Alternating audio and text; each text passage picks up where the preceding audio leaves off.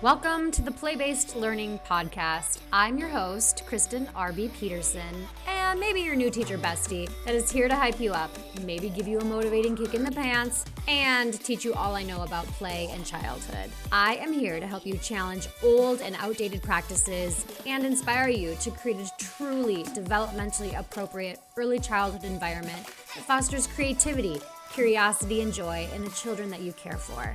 Let's set the stage for a lifelong love of learning. Let's get going. Here's a little quick heads up for you. If you're still doing letter of the week and it's feeling a little bit tired or a little bit meh, or like you're duct taping learning to a craft project just to prove that something happened at school, I have a $9 workshop just for you. It's called This Is Not a Letter of the Week workshop, and it's all about how kids actually learn letters through play, curiosity, meaning, and not themed worksheets and those tired alphabet crafts. I'm going to break down the research, the why, and give you 52 literacy invitations that you can put out during free playtime. You don't have to panic. You don't have to completely overhaul your classroom. I got you. You can register now if you're listening before the live class, or you can grab the replay if you're tuning in later. Either way, it's short, it's affordable, it's practical, and it's a total permission slip to teach literacy in a way that makes sense and is developmentally appropriate. The link is in the show notes. Come and hang with me. Good afternoon. Stacy Benge is joining me today. She's the author of The Whole Child Alphabet, and I picked her to do this podcast because she is the ABC guru, I think. Thank But you. the ABC guru in a developmentally appropriate way, Yes. right? Yes. Okay. Yes. So, we're gonna just jump right into questions because Okay. I have interviewed you for the podcast before. So if people want to listen to that, you can go back and listen to that and get a better idea of who Stacy is. So when did you first start questioning letter of the week? So I think it's twofold. When I was in the classroom, I was always required to do letter of the week. And I felt like I was just going through the motions. Like I didn't feel like, you know, we would do the crafts and we would glue the things and we would sing the songs. And then I just felt like it never resonated with the children. So like from my own experience teaching, I kind of was like, but I think like the big aha was my youngest son, and I tell the story in my book, but like, his 3-year-old year, they did letter of the week. His name's Jackson. We got to the end of the year. His favorite letter, or the only letter he knew, was J. Yeah. And then after pre-K, he only knew, again, very letter of the week, strong emphasis. And he only knew J for his name and my husband, Jason, S for Stacy, M for Mason, my other son, and B for Benge. And The that was most it. important letters. I Yeah. mean, And it to was them, that's his most important letters. Yeah. exactly. And so then when he finally learned all his letters was like the first few weeks of kindergarten, but he didn't learn them because of instruction or anything like that. He had a huge crush on his teacher. And he was trying to, I mean, like huge crush. And he was trying to get her attention. And it was like, show The her how smart I motivation, am. the Yes, was motivation to was find a there. wife. Yeah. And it was like, and I think that was really kind of the eye-opening like thing for me, that I'm like, it didn't take all this and all this instruction and all this time. It really comes down to when the child's ready, when the child's interested, and when those letters serve a purpose in the child's life. Okay, do you tell that story in your book? I do. I do. Okay, does that teacher know? Like, have you gone back to say, "Hey, I wrote this about you I in my book"? You know what's so funny is I'm connected with her on Facebook, and she doesn't teach at that school anymore. Of course, my son's grown now, but like, Yeah. but she still teaches in our district, and I do need to let her know, hey, because I don't think she even knows like that whole backstory. Like she knows that Jackson had a big crush on her, like, Yeah. but I don't think she knows that he came in not, not knowing his letters and all of a sudden just being like, oh wait, yeah, now I need to know to impress my teacher to get her to marry me. So Oh my I do need to gosh. reach out to her and let her know. That is the cutest thing ever. Oh. Yes. Yeah. Okay. So that was your kind of like tiptoe into like, okay, let's sit back, let's peel this apart. And Mhm. once you started peeling it apart, where did you go from there?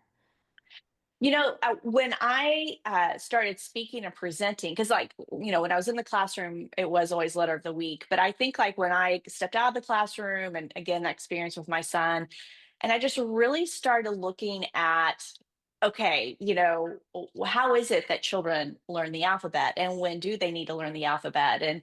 And I'm all about development, and I love looking at what children need to know, or even like when my sons were in high school, like whatever thing they were doing in class, no matter what subject, I loved like backing up, okay, what did you need to know before that, and what needed to develop before that. And I would play this game, and I'd take it all the way down to infancy.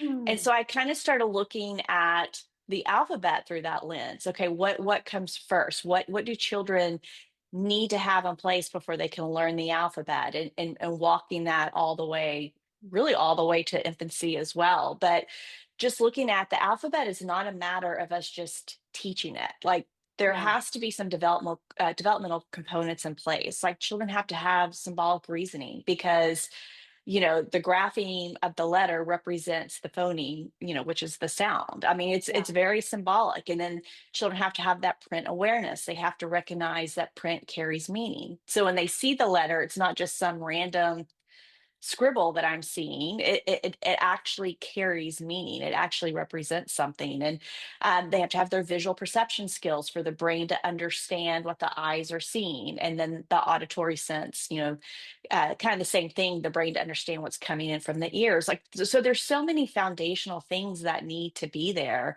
And I think that's when I kind of started really looking at the alphabet and how children learn it a lot differently. Okay, so now this question, it makes me this question come up for me. Then like why, and maybe we did and I just don't remember. Like why weren't we taught those things in college when we were going to school for early childhood education? Like why weren't we taught what needs to be before they actually learn the alphabet? Or was I just not interested in it at that point in time and it just went over my head in one ear and out the other? I did learn it. Like, do you remember learning it in college? So yes and no, because I thought about that as well. Like I feel like, when I was in college, my original major was speech and language pathology, and I ended up switching it to child development. And so I kind of had classes that kind of looked at kind of two different disciplines, I guess you'd say. One really honed in on language, and one more the whole child.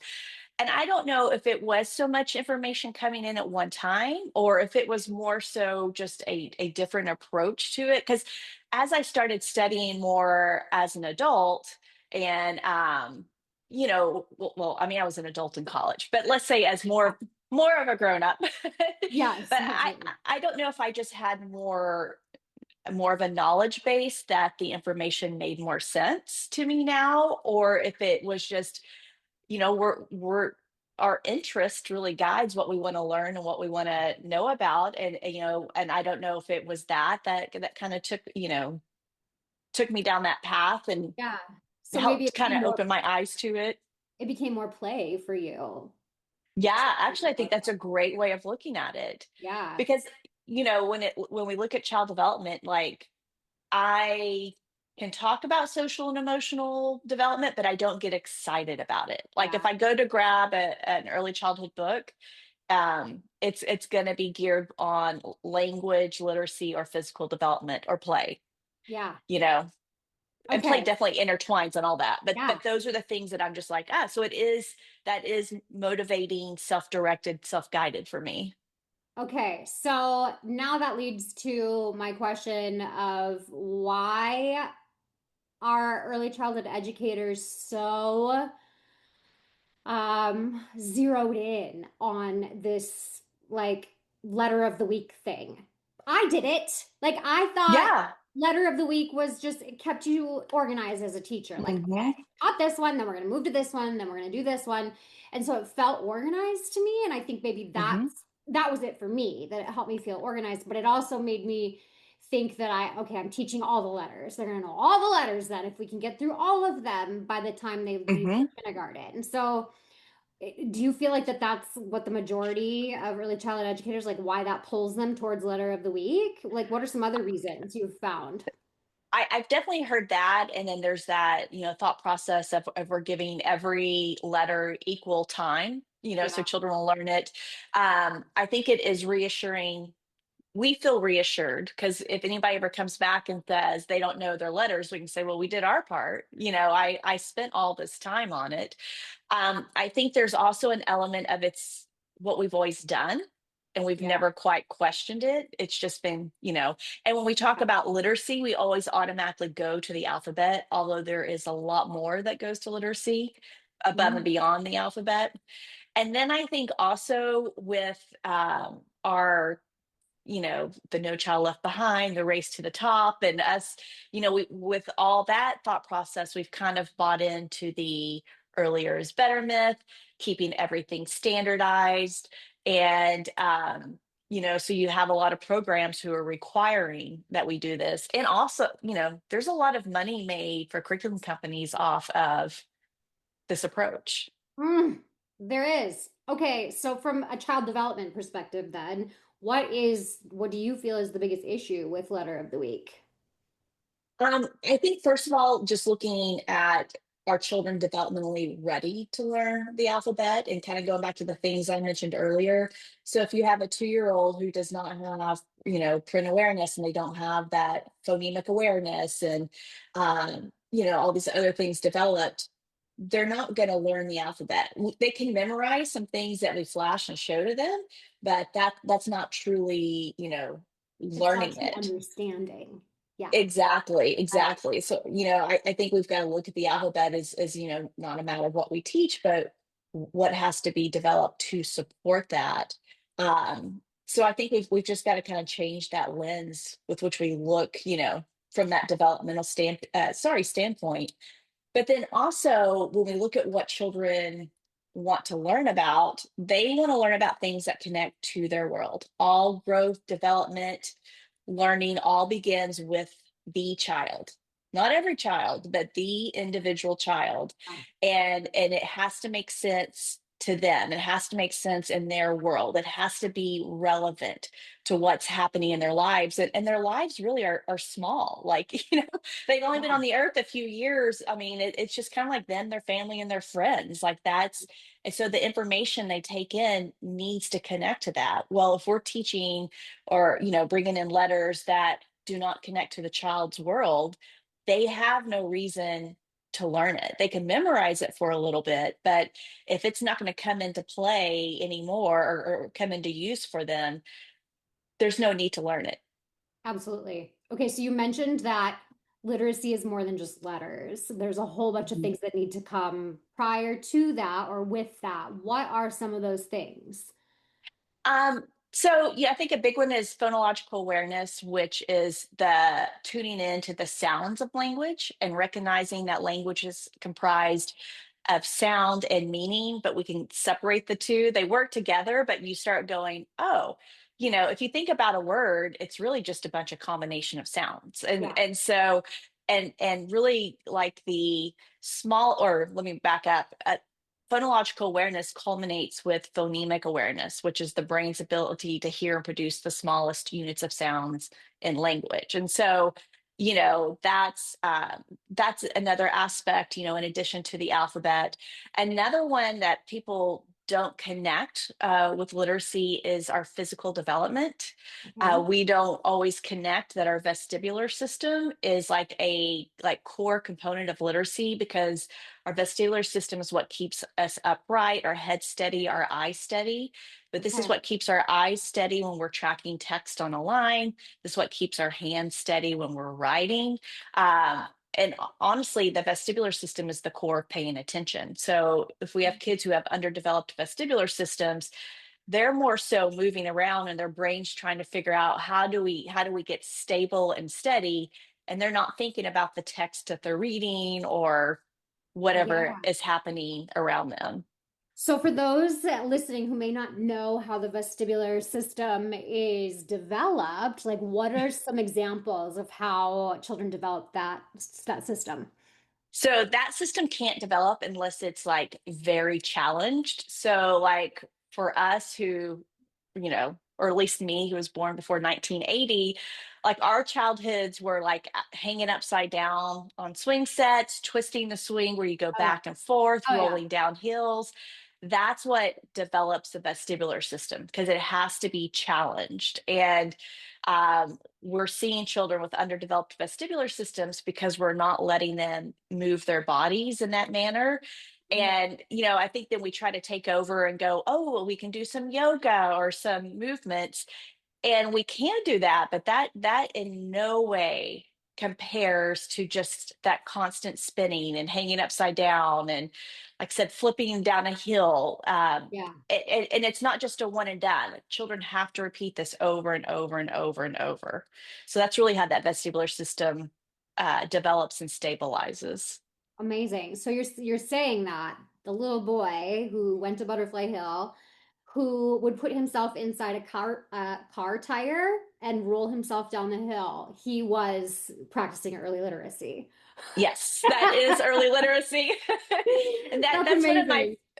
my favorite things is connecting literacy to just that outdoor play, Oh, and because it is like those big body experiences um, that develop that vestibular system. Our proprioceptive system is the awareness of where our body is in space, yeah. how much strength needed for a task. Well, that affects us when we hold a pen and we write. Yeah. Um, all those things, our big, large muscles support the smaller muscles. So handwriting depends on the neck and torso and shoulders being developed. So all of that is literacy, and all of that develops on the playground. Ugh. Yes. Don't take away their playground time. I know, yeah, because it's very much connected. Mm. Oh my goodness. Okay. So, what do you what would you say to early childhood educators or that would say, but they have to know all their letters before they go to kindergarten? So I first of all, I go back to my son Jackson, who didn't know all his letters going in, and his pre-K teacher was a little concerned. I'm like, he's going to be fine because he had self-regulation, he had self-control, he knew how to. He had self-care. He knew how to button his pants after going to the bathroom. He knew how to tie his shoe. He knew how to function in a classroom environment. And honestly, that's what those kindergarten teachers want. They can Yeah. work with that. That's what they need. So, and then it comes back to I still have yet to come across research. I'm not saying it's not out there, but I read a lot on this, but I've yet to come across anything that says this is how many letters children have to know before they go to kindergarten. I think, that is something that we've kind of come up with, and we've just said, okay, instead of them only knowing 10 letters going in, they need to know all letters going in. It's really not based on anything other than our unrealistic expectations. So, Okay, now, so you live in Texas, and I know in Texas, as far as the Texas early learning standards, children need to know 18 uppercase and 15 lowercase letters by the time they go to kindergarten. What are your thoughts on that? I feel it's just random numbers that they've come up with, It's you so know? wild. Yeah. Thinking like what you just said about how like it's not a developmentally appropriate expectation, but then we have, and I don't know who wrote the Yeah. Texas Department of Education standards, but like, what are they doing? Are they child development experts then? Probably I not. don't I don't think so. And I do think we have, especially and when it comes to public school. And listen, if you're an elementary teacher, love you. So I'm not saying anything against that. But I do think we have people approaching our 3 and 4 year olds who are not um, it's not as knowledgeable about them, Yeah, and who are, I'm sure, very much know that they're learning more about them, but I yeah, think we have people making decisions that are not used to, or not informed on what 3 and 4 year olds need developmentally. And yeah, and kind of coming back to it's just they're just random numbers people have come yeah. up with of It is because what backs this. what is wild to me is every time I go to a different state, I look up their standards because, Hmm. well, and the majority of the time, if I ask an audience, like, how many letters does your state's Department of Education say a child needs to know before kindergarten? Nobody know, like maybe 3% of the audience has actually ever looked it up. Yeah. And so, and it's wild because Minnesota's standards say they need to know some letters. Yeah. And there's some states that say they need to know some letters and the letters in their name or something like that. Like, and then Yeah. there's some that's like Texas that's very like 18 and 15. Like Texas is it's the most rigorous. I don't, Yeah. it's the most actual like rigorous standards that I've ever come across. That Yeah. one other state, not but like Texas. Yeah. Yes. I had no part in that, but yeah. Yeah, Ah, it's very interesting. And again, I think it comes back to this like this false notion that if kids know all their letters by this certain time, that they're going to be ahead. yeah, And again, it's that earlier is better myth. And there's so much more to literacy that doesn't look like literacy that we need to be yeah, focusing on instead of, trying to get children to learn letters that they might not have an right. interest in. You might I have don't some know. kids who do, but not all. Yeah. I don't know if you know this or if I've ever told you this or you've heard me talk about this, but my son, um, he's my youngest. He didn't know how to read when he went into second grade because I homeschooled him and we just played.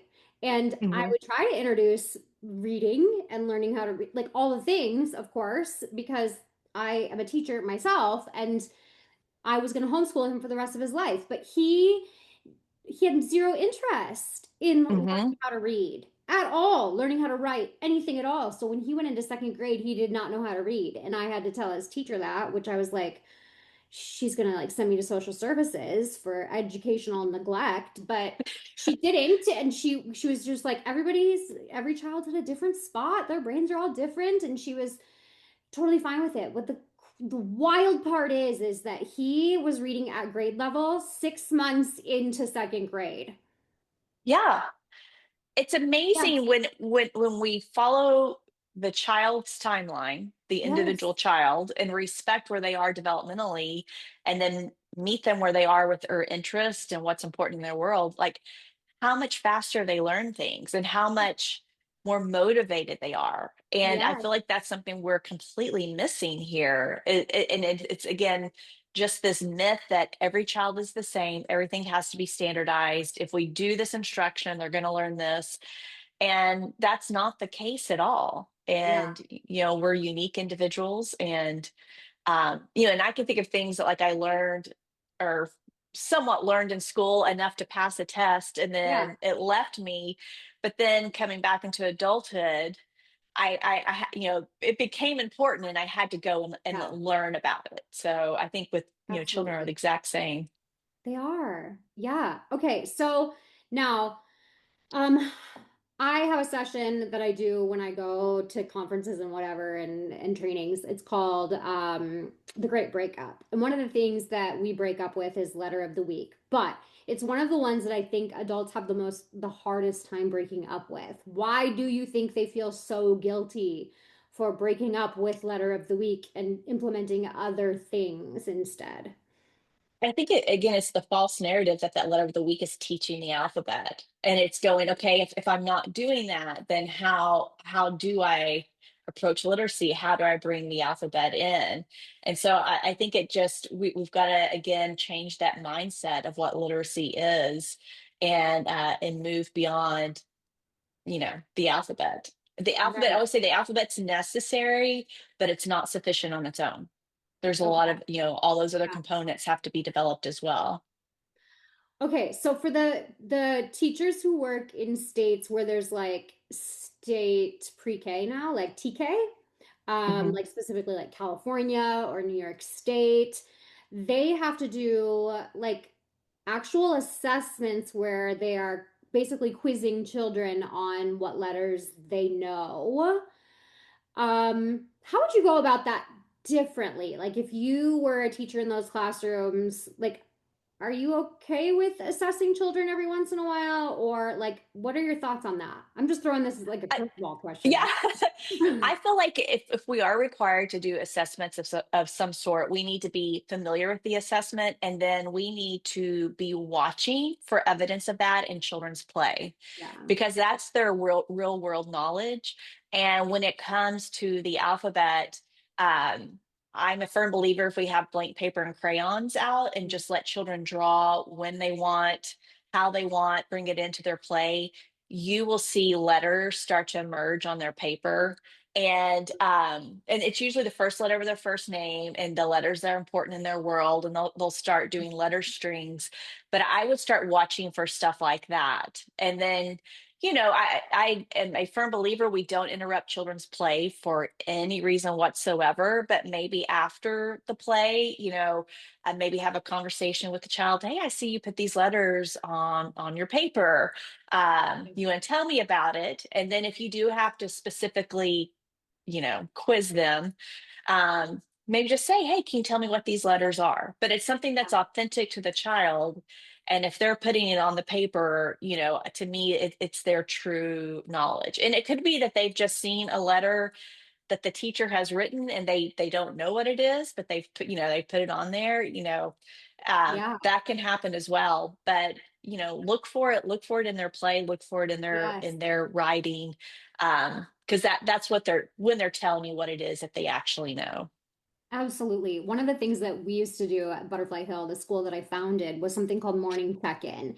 And that was something, so like we used our standards, the Minnesota Early Learning Standards Hmm. guide for kind of checking off, like a checklist almost of what to just ensure that each child was ready, and I'm using air quotes, ready for kindergarten. Yeah. If you know me, you know that like I'm not getting children ready for kindergarten. Right. I'm getting them ready and letting them be the age that they are.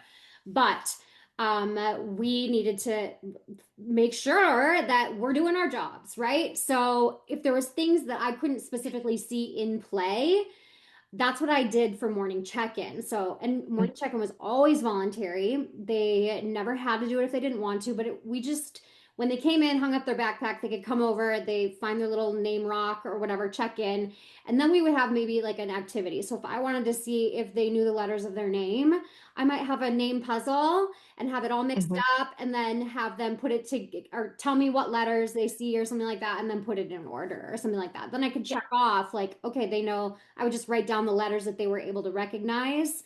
And it was like that is how you could do a developmentally appropriate assessment if you had to do some sort of assessment. So I'm just throwing that out there for I think any that's a great idea. Yeah.